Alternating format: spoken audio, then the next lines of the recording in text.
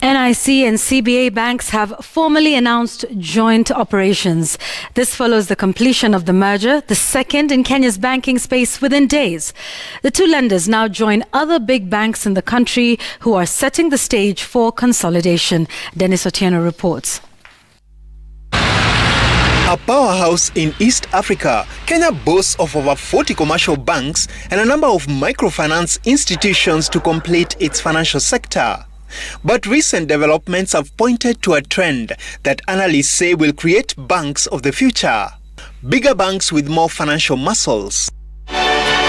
Revealing their new logo, the merged CBA and NIC banks, now operating as NCBA Group, spoke to this fact. It basically creates the capacity for local institutions to be able to take on much bigger partnership with government to support the government's growth agenda, because the financing required for some of those projects is actually quite substantial. And I think as individual banks we were not large enough to be able to handle those. No country in the world was built by foreign banks. Local banks must get to the size where they can be the drivers of growth in the country.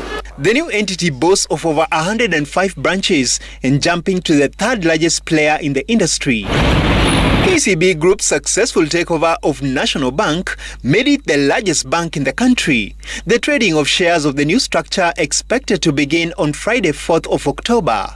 It has also acquired parts of the beleaguered Imperial Bank of Kenya. Speaking during the celebrations to mark their 35th anniversary, Equity Group CEO James Mwangi underscored the role of Kenyan banks in the economy. Successful stories are not told overnight.